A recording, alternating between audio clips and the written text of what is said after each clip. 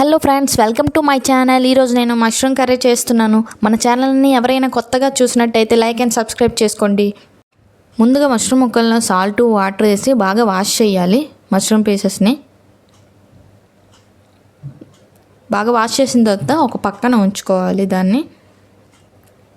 ఇప్పుడు ఒక మిక్సీ జార్లోని 2 టమాటీలు, అల్లం, వెల్లుల్లి, 10 జీడిపప్పులు వేసి కొంచెం వాటర్ వేసి గ్రైండ్ చేసుకొని ఒక పక్కన ఉంచుకోవాలి. ఇప్పుడు స్టవ్ వెలిగించి ఒక ప్యాన్ పెట్టి అందులో ఆయిల్ వేసి ఆయిల్ బాగా హీట్ అయిన తర్వాత ఇందాకలా పక్కన పెట్టుకున్న మష్రూమ్ వేస్తాం.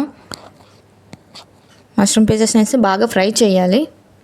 ఒక 3 మినిట్స్ వరకు మీడియం ఫ్లేమ్లో పెట్టి వాటిని పక్కన తీసి కొంచెం అదే ప్యాన్లో ఆయిల్ వేసి ఆనియన్స్, ఒక దాల్చిన చెక్క, 2 ఎలాచీలు వేసి బాగా ఫ్రై చేయాలి. ఇందాక గ్రైండ్ చేసుకున్న పేస్ట్ని వేసుకొని బాగా కలుపుకొని ఫ్రై చేయాలి. బాగా ఫ్రై చేయాలి. వాటిని మీడియం ఫ్లేమ్లో పెట్టి ఫ్రై చేయాలి. హై ఫ్లేమ్లో పెడితే మాడిపోద్ది.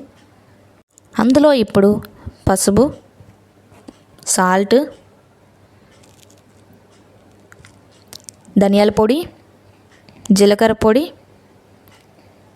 తగినంత కారం వేసుకొని బాగా ఫ్రై చేయాలి. ఇప్పుడు ఇది మిక్స్ చేసి బాగా కొంచెం వాటర్ వేసుకొని ఫ్రై చేసుకోవాలి. ఇప్పుడు బాగా ఫ్రై చేసి మూత పెట్టాలి.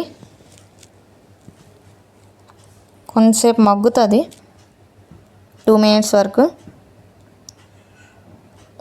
ఇప్పుడు మూత తీసుకొని క్యాప్సికమ్ ముక్కలేసి బాగా మిక్స్ చేసుకొని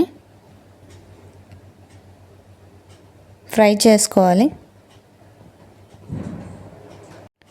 బాగా ఫ్రై అయిన తర్వాత ఇంకొంతసేపు మగ్గనివ్వాలి, ఆయిల్ తేలిన వరకు. ఇప్పుడు మనం మష్రూమ్ వేస్తాం. బాగా మిక్స్ చేసి కొంచెం వాటర్ వేసుకొని మూత పెట్టుకోవడమే 10 మినిట్స్ వరకు. 10 మినిట్స్ తర్వాత మూత తీసి చూస్తే అంతేనండి, మష్రూమ్ కర్రీ రెడీ.